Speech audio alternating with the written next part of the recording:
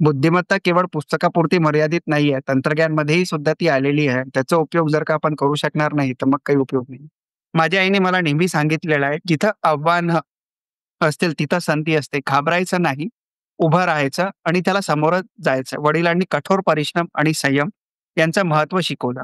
AI म्हणजे फक्त technical tool नाही. ते एक मार्गदर्शक आहे, जे विद्यार्थ्यांना त्यांच्या आतल्या शक्यता दाखवतो. आज एक छोट्या शहरातली मुलगाही एआयच्या बळावर जागतिक स्तरावर स्पर्धा करत आहे. हे त्याचा सर्वात मोठा जादू आहे. माझ्या प्रवासात मी अनेक अडथळे पाहिले. एक फेल इंजिनिअरिंग स्टुडंट ते आज राष्ट्रीय पुरस्कार प्राप्त आणि उद्योजक होणं सोपं नाहीये. सध्या लेटेस्टली मी एक स्टार्टअप वर्ल्ड कप म्हणून पेगासिस व्हेंचरची जगातली सगळ्यात मोठी व्हेंचर कॅपिटलिस्ट आहे, जी इन्व्हेस्टमेंट करते.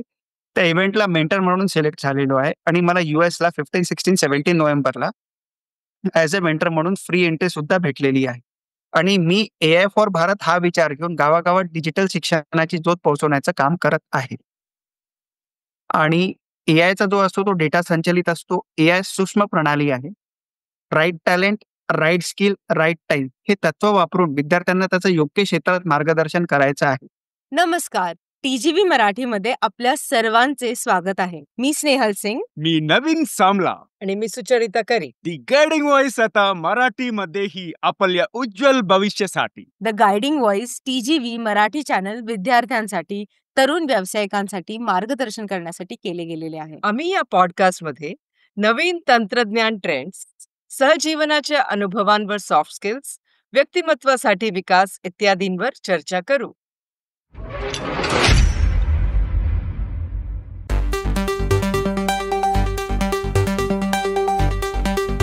आज टीजीव्ही व्हर्च्युअल स्टुडिओमध्ये माझ्यासोबत जुडले आहेत मिस्टर अमोल अग्रवाल. आजचा टॉपिक आहे एआय आकांक्षा आणि करिअरची दिशा. अमोल अग्रवाल यांचा प्रवास. AI aspirations and career pathways with Amol Agrawal. सर्वात आधी अमोलजी धन्यवाद आज आम्हाला वेळ दिल्याबद्दल. आणि इथे भरपूर आपली तारंबळ उडली होती. टाइम मॅच होत नव्हता, पण आज आपण इथे जुडलो आहोत. तर धन्यवाद आपला वेळ दिल्याबद्दल. आणि आज आपण कॉन्व्हर्सेशनकडे वळूया. पण तिथे जायच्या आधी तुम्हाला काही बोलायचं असेल तर, अँड देन विल जम्प. सगळ्यात पहिले ते टीजीएफचा आणि तुमचा धन्यवाद की मला हे प्लॅटफॉर्म दिल्याबद्दल, की इथे मी माझे विषय मांडू शकतो. कारण एक लहान शहरापासून इथपर्यंत गोष्टी करणं हे फार मुश्किल असते आणि होणारी गोष्ट होत राहते. वेळ आणि काळ निहित असते. फक्त तो अरेंज कधी व्हायचा आहे ते आपल्यावर असतो. तर किती तारांबळ उडाली तर शेवटी आजची वेळ आणि आजच्या काळ निहित ठेवलेलं होतं. म्हणून आज आपण जोडू शकलो. आणि पुन्हा एकदा धन्यवाद ही अपॉर्च्युनिटी मला दिल्याबद्दल. अमेझिंग. थँक्यू. आणि सुरुवात आपण ना थोडीशी बुद्धिमत्तेला किंवा डोक्याला गुदगुली करून चालू करूया. तर मी एक शब्द बोलणार आणि तुम्हाला त्याच्या तो ऐकल्यानंतर मनात जे सर्वात आधी येतं ते तुम्ही सांगा. ओके? तर चालेल. सगळ्यात पहिला शब्द आहे एक्झाम, परीक्षा. परीक्षा फक्त मार्क्सची नाही, तर ती आपल्या मानसिक ताकदीची खरी चाचणी आहे. परफेक्ट. मार्गदर्शक किंवा मेंटॉर. एक खरा मार्गदर्शक दिवा असतो, जो वाट दाखवणारा सूर्य असतो, जो अंधारातूनही तुमचं भविष्य उजळवतो. मस्त. अयशस्वी किंवा फेलियर. ते म्हणजे हरणं नाही, ती तर तुमच्यात लपलेली ऊर्जा पूर्ण जागृत करण्याचं एक पुन्हा भेटलेली अपॉर्च्युनिटी आहे. मस्त. माझा सगळ्यात फेवरेट आणि इंटरेस्टिंग टॉपिक ज्याच्यावर सध्या माझा अभ्यास पण चालू आहे आणि तो आहे एआय. बुद्धिमत्ता केवळ पुस्तकापुरती मर्यादित नाहीये. तंत्रज्ञानमध्येही सुद्धा ती आलेली आहे. त्याचा उपयोग जर का आपण करू शकणार नाही, तर मग काही उपयोग नाही. अमेझिंग. आत्मविश्वास, कॉन्फिडन्स. तुमच्याकडे आत्मविश्वास आहे तर यश थांबवता येत नाही, कारण विजय आधी मनात होतो. अमेझिंग. दडपण, प्रेशर. सहन केलं तर एक नवं रूप, एक नवं जीवन तयार होतं. नाही तर सगळं उद्ध्वस्त होतो. वाढ, ग्रोथ. स्वतःला ओळखून प्रत्येक अपयशातून संधी शोधणं. शेवटचा शब्द भविष्य, फ्युचर. ते तुमच्या नशिबावर नाही, जिद्द, पराक्रम, शिकण्याची जिज्ञासा, वेळेवरती उभं राहणं, तुम्ही आज जे करता ते तुमची उद्याची ओळख बनवतं. खूप मस्त आणि अगदी थोडक्यात उत्तरं दिली आहेत सर. थँक्यू त्याबद्दल. आणि द गायडिंग व्हॉइस मराठीमध्ये पुन्हा एकदा तुम्हा सर्वांचं स्वागत. टीजीव्ही मराठी आपल्या उज्ज्वल भविष्यासाठी. आणि मी आहे Snehal Singh. The guiding voice Marathi या माध्यमातून आम्ही या जगाला थोडं अधिक चांगलं बनवायचा प्रयत्न करतो. आम्ही महत्त्वपूर्ण गोष्टींबद्दल बोलतो, ज्यामुळे तुमच्या जीवनात किंवा करिअरमध्ये थोडी सुधारणा होऊ शकते. पुन्हा एकदा अमोल अगरवालजी, टीजीव्हीमध्ये तुमचं स्वागत आहे आणि आमच्या या प्रवासात सहभागी झाल्याबद्दल अत्यंत धन्यवाद.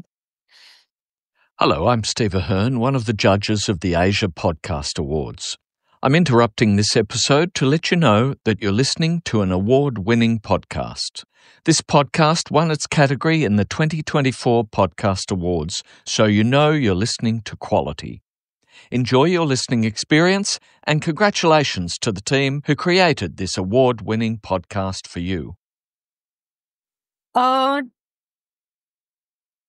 टीजीव्हीमध्ये तुम्ही ह्याआधी एक इंटरव्ह्यू ऑलरेडी हिंदीमध्ये दिला होता आणि मी आपल्या कॉन्व्हर्सेशनमध्ये अजून काही तुमच्याबद्दल बोलू शकतो का? किंवा अजून कुठले ॲस्पेक्ट्स आपण एक्सप्लोअर करू शकतो ते आज आपण बघणार आहोत. तर आज आपल्याबरोबर एक करिअर मार्गदर्शनातील एक अद्वितीय व्यक्तिमत्व आहेत अमोल अगरवाल सर. एआयच्या माध्यमातून 8,000हून अधिक विद्यार्थ्यांना परीक्षांसाठी सज्ज करत असते आले आहेत. कॉर्पोरेट पासून शिक्षण क्षेत्रात आणि आता व्यक्तिगत शिक्षणात त्यांच्या प्रवासातून आपण आज प्रेरणा घेणार आहोत. तर एआय, आकांक्षा आणि करिअरची दिशा अमोल अगरवाल यांच्यासोबत आजच्या भागात आपण भेटतोय. जसं मी बोलले, अमोल अगरवाल यांच्याशी. त्यांचं व्यक्तिमत्व प्रेरणादायी आहे. ते एकेकाळी इंजिनिअरिंग मधून बाहेर पडले आणि पुढे यशस्वी उद्योजक, शिक्षण तज्ज्ञ आणि एआय क्षेत्रातील मार्गदर्शक हे बनले. तर ह्या एपिसोडमध्ये आपण जाणून घेणार आहोत की एआय नक्की काय आहे आणि ते सामान्य विद्यार्थ्यांसाठी कसं फायद्याचं ठरू शकतं. लहान शहरात राहूनही जागतिक करिअर कसं घडवता येईल आणि फेल्ड इंजिनिअरिंग स्टुडंट ते पुरस्कार विजेते शिक्षक, हा प्रवास कसा त्यांचा झाला. तर let's start with absolutely beginning. Okay, MBA, LLB घेतल्यानंतर इन्फोसिस, त्यानंतर शिक्षण आणि आता टाइममध्ये डॉक्टरेट, हा प्रवास तुमचा कसा सुरू झाला? सगळ्यात पहिले माझा प्रवास मी सुरू केला, इंजिनिअरिंग करत होतो, पण शेवटी सोडलं. ते सोडल्यानंतर माझ्याकडे साइड बाय साइड BBA केलं. त्याच्यानंतर MBA केलं. MBA केल्यानंतर मी इन्फोसिसमध्ये गेलो. तिथं बॅकएंडला HRला काम केलं. ते केल्यानंतर माझे जे HOD होते त्यांची फार इच्छा होती, की मी कॉलेजमध्ये लेक्चरर म्हणून जॉइन करू. मी कधी आयुष्यात विचार केला नव्हता, की मी शिक्षण क्षेत्रात येईल.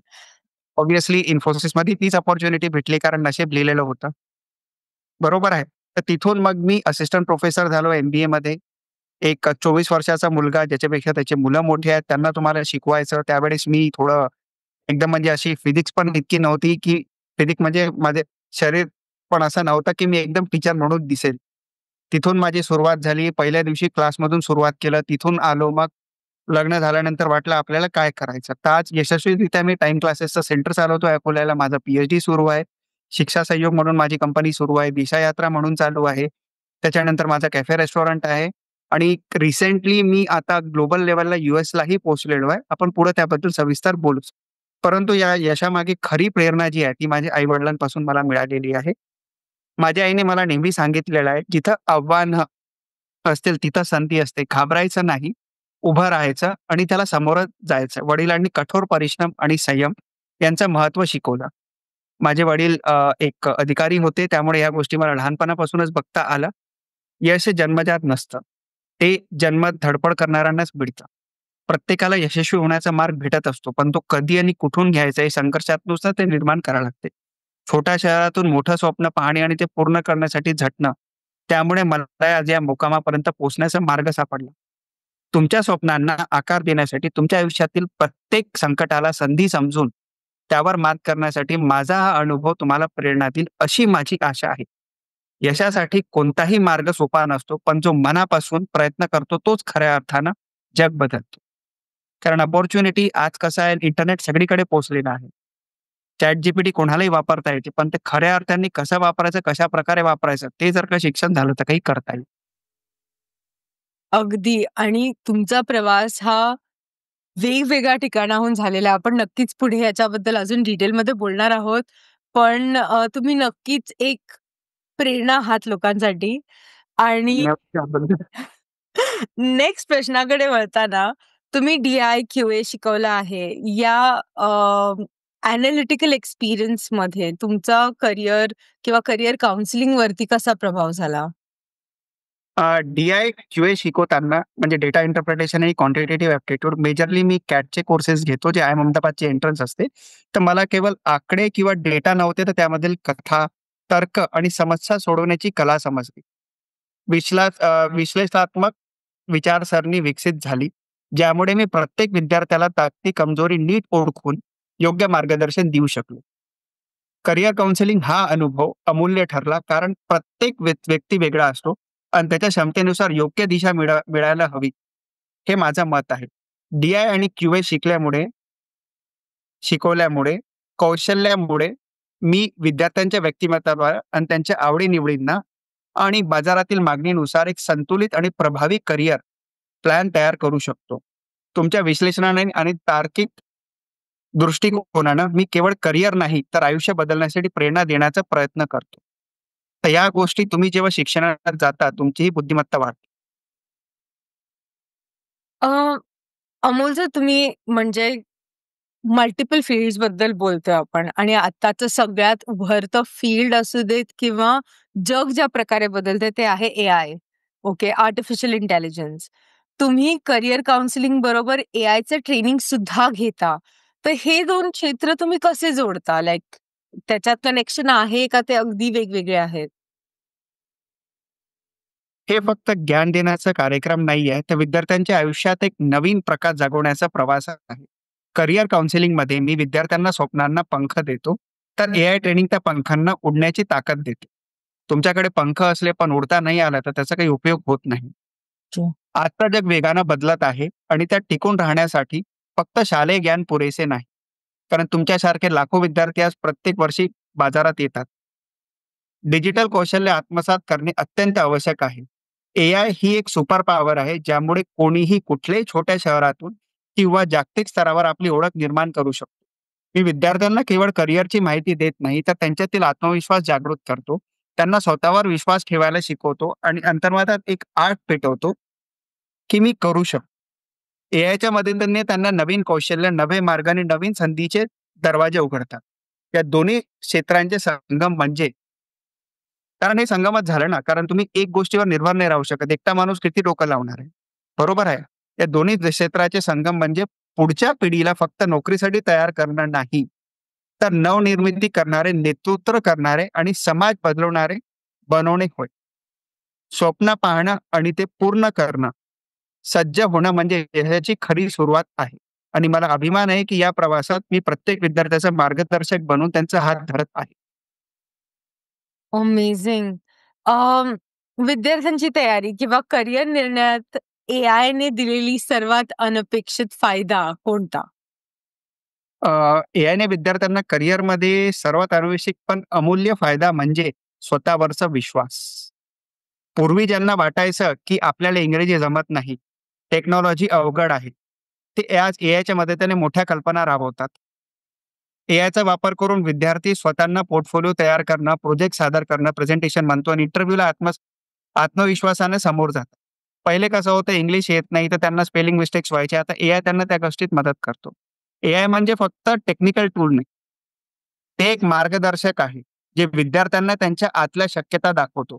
आज एक छोट्या शहरातली मुलगाही एआयच्या बळावर जागतिक स्तरावर स्पर्धा करत आहे. हे त्याचा सर्वात मोठा जादू आहे. अमेझिंग. आणि सर, तुम्ही जवळ-जवळ 8,000 पेक्षा जास्त विद्यार्थ्यांना cat, MBA C-T, bank, SSC exams ह्या सगळ्यासाठी मेंटर केलं आहे. तर तुमच्या अखंड ह्या प्रवासात विद्यार्थ्यांचा सर्वात मोठा अडथळा तुम्हाला काय वाटतो? काय जाणवतो? विद्यार्थ्यांचा सगळ्यात मोठा अडथळा प्रश्नपत्रिका नाही, तर त्यांच्या मनात असलेली "मी करू शकत नाही" हा विचार आहे. सुरुवातीला त्यांच्यात आत्मविश्वास भरपूर असतो, पुढे जाऊन ते डिमोटिव्हेट होतात. अभ्यासात गती असते, मार्गदर्शन मिळत नाही, नोट, टेस्ट सगळं असतं, पण आत्मविश्वास डगमगतो. कारण आसपासच्या अपेक्षा दडपण बनतात. तुलना नैराश्य वाढवते. मॉक टेस्टमध्ये कमी मार्क्स आले तर मन खचतं. मग सुरुवात होत नाही. झालं तर टिकत नाही. म्हणून मी प्रत्येक क्लासमध्ये विद्यार्थ्यांना फक्त शिकवत नाही, मी विश्वास जागवतो, जिद्द शिकवतो, हारून उठवायला शिकवतो. पण सगळ्यात मोठा सेल्फ बिलीफ हा सर्वात मोठा विषय आहे, जो अनेक ठिकाणी शिकवला जात नाही. तुमचं यश कुठून येणार आहे हे मार्क्स ठरवत नाही. ते ठरतं मी काहीतरी करू शकतो या विचारानं. आजचा अडथळा उद्याचं स्टेपिंग स्टोन आहे. कारण आज तुम्ही घाबरताय, कोणता मुलगा तेच ते घाबरत नाही, तर तो पुढे चालले जातो. Very true. स्पर्धा परीक्षांकरता तयार होणाऱ्या आणि करिअर स्पष्टता किंवा सॉफ्ट स्किल्स यासाठी येणाऱ्या विद्यार्थ्यांमध्ये तुम्ही कसे विभाजित मार्गदर्शन करता? Like do you customize their experience का प्री डिसाइडेड मॉड्यूल्स आहेत? हे उत्तर थोडं लेंदी होईल. कसं आहे, प्रत्येक विद्यार्थ्याची दिशा एकसारखी नसते. म्हणूनच मार्गदर्शन कॉपी पेस्ट पद्धतीने होत नाही. स्पर्धा परीक्षेसाठी विद्यार्थी जे येतात, त्यांना स्पर्धा परीक्षेसाठी विद्यार्थी जे येतात, मी त्यांना विषयाचं केवळ ज्ञानच देत नाही, तर आत्मविश्वासावर त्यांच्यावर काम करावा लागतो. त्यांच्याकडनं एक वेळापत्रक बनवावं लागतो, जे डिसिप्लिन त्यांना फॉलो करावा लागतो. मॉक टेस्टवर आधारित वैयक्तिक रणनीती बनवावी लागते. कारण प्रत्येक विद्यार्थ्याचे प्रत्येक गोष्टी वेगवेगळ्या आहेत. बरोबर आहे. आणि जो करिअर क्वालिटी आणि सॉफ्ट स्किलसाठी विद्यार्थी येतो, मी त्याच्यासोबत संवाद करतो, त्याचे स्वभाव, क्षमता आणि आवड समजून घेतो. त्याच्यासाठी करिअर रोडमॅप तयार करणे, कम्युनिकेशन, प्रेझेंटेशन, इंटरव्ह्यू स्किल यावर काम करतो. कारण ही सगळी मुलं लहान खेड्यातली, गावातली असतात. एआय, डिझाइन थिंकिंग किंवा फ्युचर स्किल यासारख्या नव्या कौशल्यांची ओळख करून देतो. त्याच्यातून सिलेक्ट शेवटी त्यांना करावं लागते. आपण फक्त त्यांना ज्ञान देऊ शकतो. पण शेवटी करणं त्यालाच आहे. मला काय करायचं याचा शोध घेऊन त्यांना स्वतःची ओळख स्वतः तयार करावी लागते. एकाच विद्यार्थ्याला स्पर्धा परीक्षेत यशही हवं आणि व्यक्तिमत्व विकासही हवं. म्हणून सब्जेक्ट सेंट्रिक नसून स्टुडंट सेंट्रिक काम करावं लागतं. दिशा बदलली की दशा बदलते. बरोबर आहे. करेक्ट. शिकवणं हे माझं काम नाही, ते माझं मिशन आहे. विद्यार्थी स्पर्धा जिंकतात, पण मी त्यांचं मन जिंकतो. खूप छान बोललात आणि फार इम्पॉर्टंट गोष्ट आहे. कधी-कधी मला असं वाटतं, की पालकदृष्ट्या सुद्धा हे लक्षात घेणं, की अ, माझ्या मुलाची क्षमता आहे का नाही हा कधी-कधी प्रश्न नसतोच. त्याची मनाची तयारी आहे का नाही हा मोठा प्रश्न असतो आणि तो तुम्ही खूप छान प्रकारे एक्सप्लेन केला. थँक यू, सर आपल्याकडे गो अहेड. आपल्याकडे मेनचाड प्रकारचं तुम्ही फार ऐकलं असेल. बोलीभाषेतही वापरतो. हा डॉक्टर बनतोय, माझाही मुलगा डॉक्टर बनेल. हा एम-बी-ए करतोय, माझाही मुलगा एम-बी-ए करेल. पण तुमच्यात ते स्किल आहे का? ट्रू. आणि तेच शोधण्यासाठी तुमच्यासारखे मेंटर्स आणि करियर ॲडवायझर्सची खूप, खूप, खूप गरज असते असं मला तरी वाटतं. कारण की अ, मला असं वाटतं की आजची जनरेशन त्या दृष्टीने भरपूर ब्लेस्ड आहे, की रिसोर्सेस इझिली अवेलेबल आहेत. जर आपण थोडे 20 वर्ष मागे जरी गेलो किंवा 25 वर्ष मागे गेलो, तर मेंटरशिप इतकी इझिली अवेलेबल नव्हती. मी म्हणतो कोविडच्या आधीच अवेलेबल नव्हतं. मागे जाण्याआधीपेक्षा कोविडच्या आधी कोणाला काही माहीत नव्हतं काय करायचं आणि काय नाही. अग्रीड. कारण मी पेपरला वाचलेलं आहे, की ज्या क्षेत्रात जॉब आहे, त्या क्षेत्रात मुलं शिक्षणच घेत नाही. आणि आय-टीमध्ये ले ऑफ होतात आणि सगळे मुलं आय-टीमध्येच पळतात. बेरोजगारीची संख्या वाढण्यामागचा सगळ्यात मोठं कारण आहे. कारण आहे. Agreed. Totally agreed. Sir cat उच्च गुण मिळवले तुम्ही आणि AICTE मध्ये राष्ट्रीय पुरस्कारही मिळवले तुम्ही. तर या सन्मानाचा तुम्हाला काय अनुभव आहे? कॅट 2022 मध्ये टाईममधून हायेस्ट रिझल्ट जे सगळ्यात जास्त कन्व्हर्जन्स आहे ते टाईममध्ये भेटलेलं आहे. टाईम सगळ्यात मोठा इंडियातला ब्रँड आहे, ज्याचा सगळ्यात जास्त रिझल्ट असतो. आणि AICTE ही कोणती अशी परकी संस्था नाहीये, की सगळ्यांना माहिती आहे. All India Council for Technical Education त्याचं leadership excellence in education award मला 25 एप्रिलला उद्यापन या इव्हेंटमध्ये भेटला, जिथं 2000 पेक्षा जास्त MSME पार्टिसिपंट होते. तर हे सगळं बघून मला वाटते, की आपण फक्त शिक्षण दिलं नाही, तर विश्वास दिला आहे. माझ्या प्रवासात मी अनेक अडथळे पाहिले. एक फेल इंजिनिअरिंग स्टुडंट ते आज राष्ट्रीय पुरस्कार प्राप्त आणि उद्योजक होणं सोपं नाहीये. सध्या लेटेस्टली मी एक स्टार्टअप वर्ल्ड कप म्हणून पेगासिस व्हेंचर जी जगातली सगळ्यात मोठी व्हेंचर कॅपिटलिस्ट आहे, जी इन्व्हेस्टमेंट करते. त्या इव्हेंटला मेंटर म्हणून सिलेक्ट झालेलो आहे आणि मला यूएसला 15, 16, 17 नोव्हेंबरला ॲज अ मेंटर म्हणून फ्री एंट्री सुद्धा भेटलेली आहे. पुढच्या पिढीला फक्त या गोष्टीमुळे मला असं वाटते, की पुढच्या पिढीला फक्त नोकरीसाठी तयार करणं नाही, तर नवनिर्मिती करणारे, नेतृत्व करणारे आणि समाज बदलणारे लोकं हवे आहेत. जसं मेक इन इंडिया सारखे प्रोजेक्ट आपल्याकडे येतात आहेत. तर आपल्याला कोणीतरी त्या दृष्टीने काम करेल तेव्हाच बेरोजगारी जाईल ना. आज गव्हर्नमेंट लोन देते, भरपूर गोष्टी देते. तर स्वप्न फक्त बघून होत नाही. आपल्या जमान्यात होतं, की स्वप्न बघायचो पण पैसा नसायचा, सांगणारा कोणी नसायचं. पुणे, मुंबईसारख्या मोठ्या शहरात जावं लागायचं. आजकाल तर लहान-लहान शहरातील सगळ्या गोष्टी एम-आय-डी-सीत झाल्या आहेत. अगदी. आणि यशाची खरी सुरुवात ते पूर्ण करण्यामध्ये होते. फक्त विचार करून होत नाही. आणि माझा अभिमान आहे, की या प्रवासात मी फक्त विद्यार्थ्यांचा मार्गदर्शक नाही, तर त्यांचा हात धरत आहे. त्यामुळेच ए-आय-सी-टीनी मला इतका मोठा लीडरशिपचा अवॉर्ड दिला आहे. अमेझिंग. आणि सर तुम्ही शिक्षा सहयोग आणि पी-एच-डी कॅफे हे ह्याचे फाउंडरही आहात. तर मग अ, ह्याच्या मार्गाने किंवा या वृत्तीने तुम्ही समाजात कोणत्या गरजा पूर्ण करायचा प्रयत्न करीत आहात? कसं आहे आता कुठल्या मुलाला इथून कुठल्या मोठ्या कॉलेजला जायचं आहे पुणे, मुंबईला जसं के-जे सोमय्या, एस-पी जैन, तर त्याला काही मार्गदर्शन नाही आहे. तो 10 वेळेस मुंबई, पुण्याला जाऊ शकत नाही, येऊ शकत नाही. तर शिक्षा सहयोग थ्रू आम्ही काय केलं, की ते कॉलेजेस इकडेच बोलावून घेतले. यावर्षी आम्ही नागपूर, अकोला, अमरावती, नांदेड या 4 शहरात मोठे-मोठे कॉलेजेस इथंच बोलावले.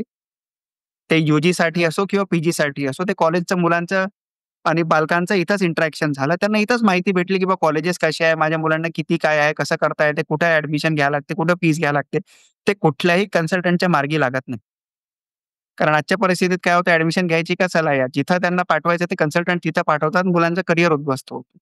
अग्रीड. आणि पी-एच-डी कॅफेमध्ये कसं आहे कुठल्याही मुलाला यायचा आहे, तर तो येऊ शकतो माझ्यासोबत तिथं फ्रीमध्ये संवाद करू शकतो. कॅफेचा माहोल आहे, तो लाईट माहोल आहे. तिथं आम्ही एज्युकेशनबद्दलही संवाद करू शकतो. तिथं आम्ही एज्युकेशनल इव्हेंट सुद्धा घेत असतो. तिकडे माझ्याकडे हॉल आहे क्लास व्यतिरिक्त. तर त्यामुळे त्या पी-एच-डी कॅफेला ते होत आहे. म्हणजे कसं मुलं एक लाईट मोडमध्ये तिथे येतात. ज्यांना काही माहिती पाहिजे ती त्यांना फ्रीमध्ये भेटते. त्यांना माहीत असेल नसेल माहीत नाही. पण कॅफेला आल्यानंतर त्यांना ती माहिती कळते, की अरे सर इथे आहेत, सर सांगू शकतात. तर तोही एक आपल्या समाजाबद्दल काहीतरी मोबदला आपण परत देऊ शकतो. समाजाच्या आपण काही कामी येऊ शकतो. कारण समाज आपल्याला भरपूर गोष्टी देतो. नेक्स्ट काय? कारण एआय ड्रिव्हन टूल्स आहेत. त्याच्यावर आधारित अधिक साधने आहेत, मोठा विस्तार आहे किंवा करियर टेक उत्पादकता म्हणजे करियर टेक प्रॉडक्ट्समध्ये करियर. तर व्हॉट इस युअर टेक? तुम्हाला काय वाटतं, की पुढे काय? What is next? लोकांचं एक चुकीचं मनधारणा आहे, की एआय नोकरी खाऊन घेईल. एआय नोकरी खाणार नाही. एआय तुम्हाला सपोर्ट करू शकतो. एक फॅक्टरी होती. तिथे त्यांनी एआय टाकले होते. ते एआयनी आपसातच इतकी त्रास देऊन टाकले त्यांना, की त्या कंपनीमध्ये शेवटी माणसं टाकावेच लागले. अशा भरपूर केस स्टडीज Googleला केलं तर तुम्हाला माहिती भेटेल या गोष्टीबद्दल. कारण भरपूर गोष्टी आहे, की शेवटी बनवलं तर एआयला माणसानीच आहे ना. त्याचंही कृत्रिमत्व हे असलं, बुद्धिमत्ता त्याचीही असली, कृत्रिम टेक्नॉलॉजी आपण जी म्हणतो त्याची असली, तर शेवटी त्याला बनवणारा माणूसच आहे. फक्त त्याला कंट्रोल करता आलं पाहिजे. कारण तुम्ही त्याला जे ट्रेन करणार, तो ते शिकणार. तुम्ही चुकीचं ट्रेन करणार, तर तो चुकीचं घेणार आहे. बरोबर आहे. आणि एआय आधारित टूल्स म्हणजे काय आहे, पर्सनलाइज मेंटर आहे. पर्सनली तुम्हाला आयुष्यात पुढे कसं जायचं या गोष्टीबद्दल तो ट्रेन करतो. तुम्ही कुठं काय करता, कुठं नाही. हे पर्सनली तुम्हाला त्याला सांगावं लागेल, त्याला विचारावं लागेल. तर ट्रान्सफॉर्मेशनल एम्पॉवरमेंट असं मी एआयला सांगेन. पण तुम्ही कसे ट्रान्सफर होऊ शकता. चांगल्या मार्गाने जासाल तर चांगल्या मार्गाने ट्रान्सफर होसाल. चुकीच्या मार्गाने जासाल तर चुकीच्या मार्गाने ट्रान्सफर होशाल. आणि मी एआय फॉर भारत हा विचार घेऊन गावागावात डिजिटल शिक्षणाची ज्योत पोहोचवण्याचं काम करत आहे. आणि एआयचा जो असतो तो डेटा संचलित असतो. एआय सूक्ष्म प्रणाली आहे. Right talent, right skill, right time हे तत्व वापरून विद्यार्थ्यांना त्याचं योग्य क्षेत्रात मार्गदर्शन करायचं आहे. हे एआयचं पर्सनलाइज काम असू शकतो जर का त्याचा बरोबर वापर केला तर. राइट. परफेक्ट. आतापर्यंत गप्पा मारण्यात अत्यंत मज्जा आलेली आहे. तर ह्या सीरियस कन्व्हर्सेशनला आपण थोडासा तडका मारूया, थोडासा मसाला टाकूया. मी आता पुढचे काही प्रश्न तुम्हाला विचारेल. त्याचं तुमच्या मनात पुन्हा एकदा काय पहिलं उत्तर येतं, त्याच्यावरती द्या. क्विक रॅपिड फायरच करणार आहोत. पण ह्यावेळेस शब्द नाही, प्रश्न आहेत. तर सगळ्यात पहिला प्रश्न, एक शब्द एआयसाठी. समानता. कारण हे प्रत्येकासाठी संधी निर्माण करतं. परफेक्ट. कॅट व्हर्सेस MBCT कुठलं जास्त टफ आहे? तुमची जितकी जिद्द आहे, तितकी परीक्षा कठीण वाटते. पण खरी परीक्षा आहे स्वतःवर विश्वास ठेवणं. तुमची उत्तरं इतकी मस्त आहेत ना, मला असं वाटतं की म्हणजे एक उत्तर त्याच्यात खूप मोठा एक मेसेज दडलेला आहे. तर थँक यू सर एकदम क्रिस्टल क्लिअर बोलल्याबद्दल. तो आयुष्यातून खडतर प्रवास करून खूप वरती आलेलो आहे. फेलियर काय असते हे इतक्या खालच्या पातळीवर बघितलेलं आहे. कारण तुम्ही एका चांगल्या सोसायटीत राहता, एका मोठ्या घरात राहता, तुमची समाजात इज्जत आहे, भाऊ-बहीण तुमचे फार हुशार आहेत आणि तुम्ही खाली येऊन घरी बसले आहेत. तर तिथून तुम्ही जेव्हा उठता, तर तुमचे विचारच वेगळे होऊन जातात. फेलियर बघितल्याशिवाय माणूस वरती जात नाही. अग्रीड. एक सुपर पॉवर विद्यार्थ्यांनी कोणती सुपर पॉवर विकसित करायला हवी अकॉर्डिंग टू यू? मानसिक ताकद. कारण तेच तुम्हाला उंचीवर घेऊन जातं जिथं कोणी गेलं नाही आहे. करियर क्लॅरिटी किंवा स्किल्स? पहिले तुमच्या ध्येयाला हृदयात जागा द्या, मग कौशल्य स्वतः तुमच्याकडे येईल. पहिले विचार करावा लागेल आणि पहिले आग असायला पाहिजे, की मला हे करायचं आहे. बोलून होत नसतं, करून दाखवावं लागतं. अगदी. आणि जर तुम्ही करियर काउन्सिलिंगमध्ये नसता गेलात, तर काय केलं असतं? मला तरी असं वाटतं, की एखादा क्रांतिकारक असतो, जो फक्त मार्गदर्शन करत नाही, तो लोकांना त्याच्या स्वप्नांसाठी लढणं शिकवतो. कारण फक्त सल्ला देणं पुरेसं नाही. आज जगात भरपूर लोकं फक्त सल्ले देऊन चालले जातात. त्यासाठी हिंमत आणि प्रयत्नही हवा. माझं काम असतं प्रेरणा देणं आणि बदल घडवणं, जे लोकांना त्यांच्या आयुष्यात काही करण्यासाठी आणि कुठं जाण्यासाठी काहीतरी करून दिलं असतं. अगदी. एक सवय दीर्घ सत्रासाठी आवश्यक असलेली लाँग स्टडीसाठी एक हॅबिट काय रेकमेंड कराल? याला मी एक उदाहरणार्थ समजवेल. विद्यार्थी आजकालचे घंटो मूव्हीज बघत बसलेले असतात. Instagramवर 3-3, 4-4 तास बघतात. तरी त्यांचं मन विचलित होत नाही. तणाव येत नाही. रात्रभर जागी असतात. मग विचार करा, जर तुम्ही तितकाच फोकस अभ्यासावर दिला तर काय होईल? मेंदूला सतत ऊर्जा आणि ब्रेकची गरज असते. म्हणून मी पोमोड्रो तंत्र वापरतो. 25 मिनिटं पुरेपूर लक्ष, नंतर 5 मिनिटं आराम आणि दर तासाला थोडं स्ट्रेचिंग. उठून फिरून घ्या, तिथून घ्या, पाणी प्या, वॉशरूमला जाऊन या, थोडं चक्कर मारून घ्या. यामुळे काय होतं, तुमचा मेंदू तंदुरुस्त होतो, तणाव कमी होतो आणि शिकण्याची ताकद दुगणी होते. तर मित्रांनो, तुम्ही मूव्ही बघताना इतकं फोकस करता, तितकाच फोकस जर का तुमच्या स्वप्नांवरही लावला, विश्वास ठेवला, तर तुम्ही काहीही करू शकता. अगदी. Thank you. आणि सर आजचा अखेरचा प्रश्न, उदयोन्मुख आजच्या तरुणांसाठी तुम्ही काय सल्ला देऊ इच्छिता? सल्ला तर मी देऊ शकतो, पण ते चालायचं नाही चालायचं तुमच्यावर आहे. आयुष्यात जर का खरंच काही करायचं असेल, तर हा सल्ला तुम्हाला कामी येईल. नाही करायचं असेल, तर देव काय, दानवही तुमचं काही करू शकत नाही. आज तुम्ही घरी पडलेले आहे, काहीच करत नाहीये. तुम्ही नेहमी ऐकत असाल, की तुम्ही कमी आहात, तुमच्याकडे संसाधने नाहीत, तुम्ही मोठं काही करू शकणार नाही. पण माझा प्रश्न आहे, हे सगळं तुम्ही मान्य का केलं? मान्य का करता? तुमच्या मनात एक आवाज दबला गेलेला आहे, मी करू शकतो. तो आवाज बाहेर येण्याची वेळ आहे. जगात बदल करणारे तेच असतात जे अडथळ्यांना चालवतात, भीतीला कुचवतात आणि अपयशाला संधी मानतात. अपयश नाही तर शिक्षणाची सगळ्यात मोठा शिकवणं हे स्वतःला हे सगळ्यात मोठं शिक्षक आहे, जो तुमच्या यशाला शिल्पकार करतो. भय आणि कमीपणा या दोघांवर मात करणं हेच खरे विजेते आहात आणि त्या विजेतेमध्ये कोणत्याही शहराचा, कोणत्याही पार्श्वभूमीचा फरक पडत नाही. तुम्ही टियर 2, टियर 3, गाव, खेड्यात कुठलेही असाल, तर एआय वापर करून तुमची कहाणी तुम्ही स्वतः लिहा, स्वतःच्या स्वप्नांना पंख घ्या. असं होऊ शकत नाही या शब्दांना बंद करा आणि मी कसा करू शकतो या गोष्टीचा शोध लावा. बोला, विचारा. संसारातील प्रत्येक यशामागे एक गोष्ट आहे. अपयशाची झुंज देणारी आणि कधी ना थांबणारा मनुष्य असतो. जो म्हणत असतो मी काही करू शकतो. आज न थांबता पुढे चला, कारण तुमचा इतिहास तुमच्या हातात आहे. इतिहास बनत नसतो, बनवा लागतो. तुम्हीच बदल घडवणारे आहेत. आता या क्षणापासून यशाची कहाणी आज लिहा. जगाला दाखवा की तुमच्यात दडलेला विजेचा जो दडपण आहे तो मी काढलेला आहे. तुम्ही फक्त स्वप्न पाहू नका. त्याला जगायला सुरुवात करा, आत्मसात करा, विचार करणं सुरू करा. चला जागे व्हा आणि चमका, कारण जगाला तुमची गरज आहे. अगदी. धन्यवाद. आज आमच्याबरोबर ह्या एपिसोडमध्ये जुडल्याबद्दल खूप खूप धन्यवाद. तर मित्रांनो, हा होता आमचा एपिसोड अमोल सर यांच्याबरोबर. शेवटच्या भागाकडे वळण्याआधी जर तुम्ही TGV चॅनलला सबस्क्राईब केलं नसेल, तर लगेच करा. आणि जर तुम्हाला आजचा एपिसोड आवडला असेल, तर तो कमीत कमी 3 जणांबरोबर शेअर करा. कदाचित त्यांनाही याचा फायदा होईल किंवा एखादी टिप्पणी त्यांनाही आवडेल. तुमच्या मित्रांना काहीतरी नवीन शिकायला भेटेल आणि आम्हाला 3 नवीन सबस्क्रायबर्स भेटतील. Win win situation. तर पुन्हा एकदा धन्यवाद. आता आपण जाऊया आपल्या ट्रिव्हिया सेगमेंटकडे, जिथे आपण 3 कमी माहीत असलेल्या फॅक्ट्स बद्दल बोलतो. ह्या वेळेस आपण बोलणार आहोत करिअर कोचिंग आणि लीडरशिप बद्दल.